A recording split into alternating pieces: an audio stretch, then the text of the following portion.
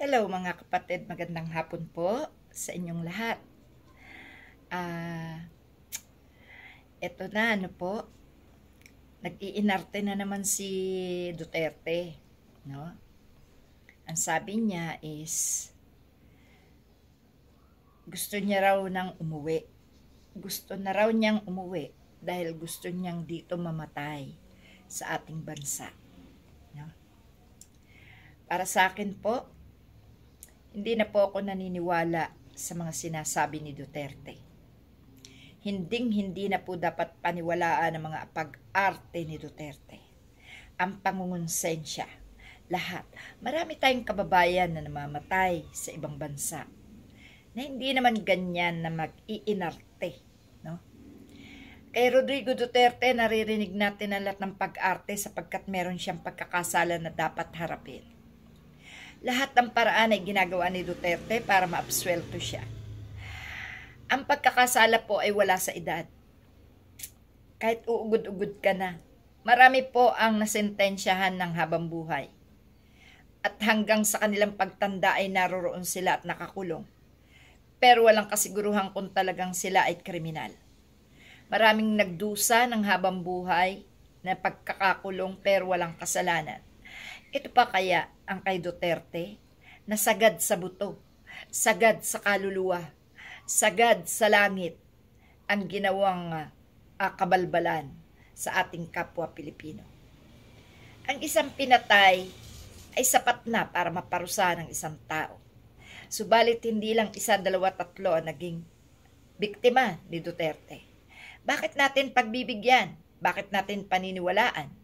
Bakit natin pagbibigyan na makauwi ang matandang berdugo?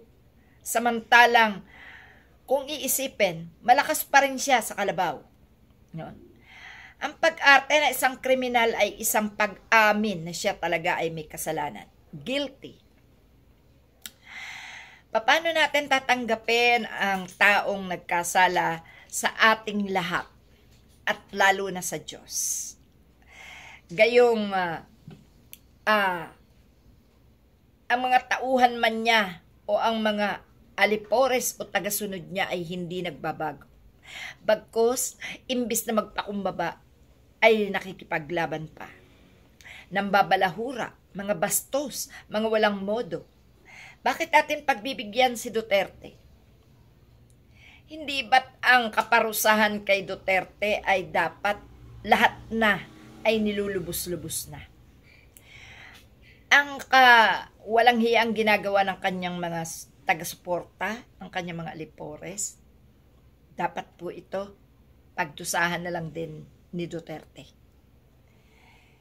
Kung ang ICC ay hindi siya papayagan na makauwi sa hinihiling niya na siya ay malapit nang mamatay at gusto niya dito'y mamatay sa atin, tayo pong mga Pilipino ay hindi na dapat pumayag.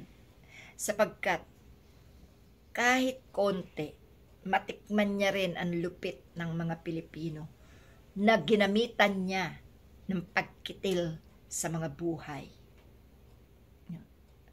Ganito dapat ang parusa sa taong mamamatay tao.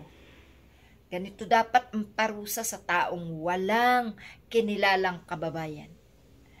Walang inisip na bansa na dapat inalagaan. Dapat kay Duterte, tayong mga simpleng mamamayan, magkaisa na hindi na dapat makatungtong sa lupain ng Pilipinas ang Duterte na yan. Masakit isipin mga kapatid na tayo, kapwa Pilipino, ay nagpaparusa sa ating kapwa Pilipino. Kailangan para hindi na muling gayahin, hindi pamarisan. Yang mga tumatakbong yan sa Senado, marami yan. Marami yan na ang plano ay kagaya ni Duterte. No? Isa na dyan si Jinggoy Estrada. Si Jinggoy Estrada po, sagad din sa langit ang kasalanan niya. No? Mula pa noon hanggang ngayon, tumanda na si Jinggoy Estrada sa Senado. Pero maraming sikretong katarantaduhan yan na nagawa.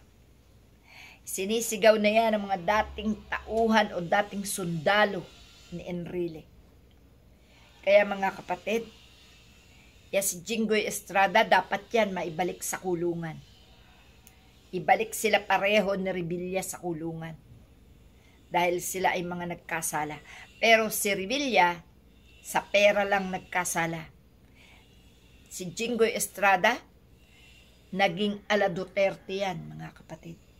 Kaya hindi yan dapat iboto. Hindi na dapat mapaupo. Palayasin na dapat ni Marcos yan. Ngayon nga sinasabi delikado si Estrada. Dahil nasisilip ni Marcos ang mga ginawa ni Estrada. At ngayon, ipinasusoli sa kanila ang kanilang mga ninakaw. Mga kapatid, hindi hindi fair ang nangyayari. Dapat hindi lang si Duterte ang maparusahan. Lahat na sumuporta kay Duterte dapat parusahan.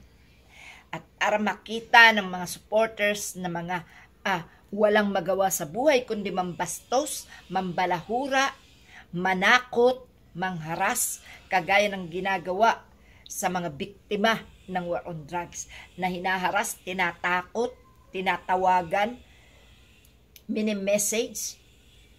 Dapat yang mga yan dinadampot at isabay sa pagpaparusa sa kanilang amo. Mga kapatid, nakakarimarim ang pag-uugali nitong mga DDS. Nakakulong nang ipinagtatanggol nila. Si Sara Duterte mai-impeach na. Ang ibang kasama ni Duterte makukulong na rin. Pero itong mga DDS, mga wala pa rin naisip kundi igiit ang kanilang kagustuhan na maibalik si Duterte dito sa ating bayan. Wala na. Si Sara Duterte, tapos na ang misyon sa dahig. Uuwi na ng Pilipinas. Dito naman siya maghahasik ulit ng lagim. Hanggat nandyan pa yan bilang Vice President. Hindi titigil yan si Sara Duterte. Ano na mangyayari sa ating bansa? Kung puro gantihan na lang. Kung magpaparusa rin lang ang ating gobyerno at ang ating mga ligtas o ang mga nasa batas. Gayong si Duterteng matanda ay pinarusahan na, parusahan na rin ang mga nagkasalang kasamahan na matandang Duterte. Pati ang mga anak, imbestigahan na. Sa lalong madaling panahon, dapat sila'y maparusahan natin para tapos na. Tapos na ang problema sa isang pangalan. Yan ay ang Duterte. Tapusin na sana ng ating gobyerno at maging yang mga alipores ng mga senador na ngayon ay nagyayabang at gumagaya sa yapak ni Duterte. Ngayon pa lang, putulin na ang sungay. Yan si Jinggoy Estrada, yan si Erwin Tulfo na nanahimik, no? Yan si Erwin Tulfo, puro pagyayabang din ang ginagawa, no? Akala mo kung sinong mataas na ang katungkulan, hindi pa man na iboboto, no? Si Erwin Tulfo po, wag niyong iboto yan. Wala ring kwenta yan. Susunod rin ang mga yan sa yapak ng mga Duterte. Hindi nila yan pakikinggan si Marcos pag nakuha na nila ang trono, pag napaupo na yan. Baliwala lang yan si Marcos. Lulukuhin lang nila yan. At hindi nila irerespeto ang mga desisyon yan. Once na yan ay maiupo, para din yang si Sara Duterte. Sasabihin yan kung ilan ang bumoto sa kanila, yun ang naniniwala sa kanila. Kaya, please lang mga kapatid, piliing mabuti ang iboboto. No? Wag na wag niyo pong iboboto mga yan. Si Revilla, si Estrada, sa ano pa yata tatakbo yan? 2028. No? Or tapos na ang termino. Tapos ang mga termino niyan. Pero kating-kati pa rin sila sa pag-upo.